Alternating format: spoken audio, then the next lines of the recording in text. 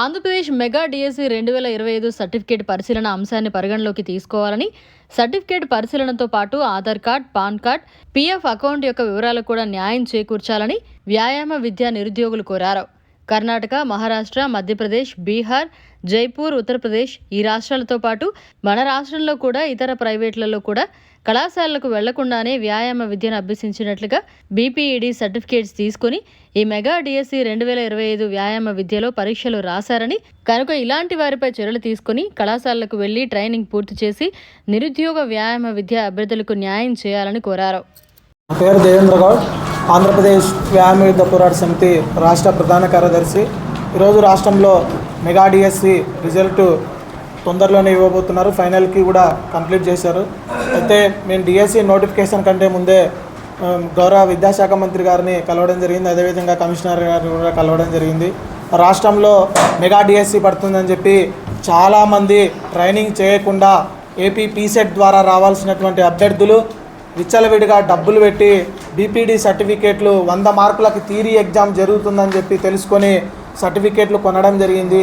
వాటి మీద పూర్తి స్థాయిలో ఎంక్వైరీ వేసి వాళ్ళని డిఎస్సిలో నుంచి తొలగించాలని చెప్పి మేము ఆంధ్రప్రదేశ్ వ్యాయామ విద్య పోరాట సమితిగా డిమాండ్ చేస్తూ ఉన్నాం.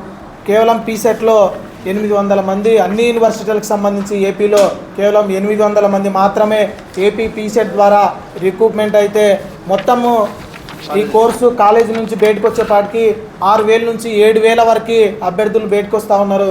ఫిజికల్ ఫిట్నెస్కి సంబంధించినటువంటి కోర్సులో అసలు విచ్చలవిడిగా వాళ్ళకి అసలు ఫిజికల్ ఫిట్గా ఉన్నారా లేదా అసలు కుంటోళ్ళకు గుడ్డోళ్ళకు కూడా ఫిజికల్ ఎఫిషియన్సీ టెస్టులు ఏం లేకుండానే సర్టిఫికేట్లు ఇచ్చేటువంటి పరిస్థితి. అంటే వికలాంగులకు కూడా వీళ్ళు ఈ సర్టిఫికేట్కి అర్హులా కాదని తెలియకుండా ఈరోజు రాష్ట్రంలో సర్టిఫికేట్లు ఇచ్చేదానికి ప్రైవేట్ కాలేజీలు సిద్ధంగా ఉన్నాయి.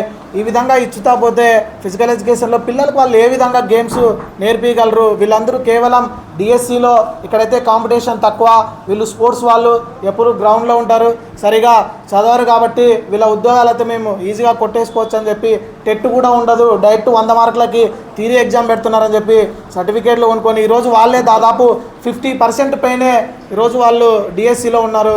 దానివల్ల రెగ్యులర్గా ట్రైనింగ్ చేసిన వాళ్ళు ఫిజికల్ ఎడ్యుకేషన్లో ట్రైనింగ్ ఏ విధంగా ఉంటుందంటే పీసెట్ ద్వారా రిక్రూట్మెంట్ కాలేజీలకు వెళ్ళిన వాళ్ళు మార్నింగ్ 5:30 నుంచి ఈవినింగ్ 6:30 వరకు మార్నింగ్ సెక్షన్ గ్రౌండ్ ఉంటుంది. మధ్యాహ్నం 10 గంటల నుంచి 1:30 వరకు థియరీ ఉంటుంది. ఈ విధంగా వీళ్ళు ట్రైనింగ్, అమ్మాయిలు కూడా మెస్సుల్లో ఉంటూ తినక సర్టిఫికేట్లు తెచ్చుకుంటే వీళ్ళందరూ డైరెక్ట్గా సర్టిఫికేట్లు కొని ఈరోజు ఫిజికల్ ఎడ్యుకేషన్లోకి వస్తున్నారు. వీళ్ళు పిల్లలకి న్యాయం చేయలేరు. కావున ట్రైనింగ్ చేసిన వాళ్ళకి అవకాశాలు కల్పించే విధంగా ఈ ఫేక్ సర్టిఫికేట్ల వాళ్ళని రద్దు చేయాలని చెప్పి రాష్ట్ర ప్రభుత్వాన్ని ఈ సందర్భంగా మేము కోరుతా ఉన్నాం. అదేవిధంగా ఉద్యోగాలు చేస్తూ సచివాలయాల్లో, తర్వాత కేజీబీవీల్లో, సర్వశిక్ష అభియాన్లో, తర్వాత డిపార్ట్మెంట్స్లో చాలామంది వాళ్ళ ఉద్యోగాలు చేస్తూ సర్టిఫికేట్లు కొనుగోలు చేశారు. వాళ్ళందరివి ఆధార్ బేస్ చేసుకొని పీఎఫ్ చెక్ చేసి ఆ సర్టిఫికేట్లను కూడా, ఎందుకంటే మనది ఫిజికల్ ఎడ్యుకేషన్ అనేది రెగ్యులర్ ట్రైనింగ్ కోర్స్ కాబట్టి వాళ్ళు రెగ్యులర్ ట్రైనింగ్ కోర్స్ చేయాలంటే ఎక్కడ కూడా శాలరీ తీసుకోకుండా లాస్ ఆఫ్ పే కింద వీళ్ళు ట్రైనింగ్ చేయాలి. అట్లా కాకుండా శాలరీ తీసుకుంటే ఆ సర్టిఫికేట్ చెల్లదు కాబట్టి అటువంటి సర్టిఫికేట్లు అన్నిటిని కూడా రద్దు చేయాలని చెప్పి ఆంధ్రప్రదేశ్ వ్యాయామ విద్య పోరాట సమితిగా ఈ రాష్ట్ర ప్రభుత్వాన్ని కోరుతా ఉన్నాం. మరిన్ని అప్డేట్స్ కోసం మన HN9 టీవీ ఛానల్ని సబ్స్క్రైబ్ చేసుకోండి.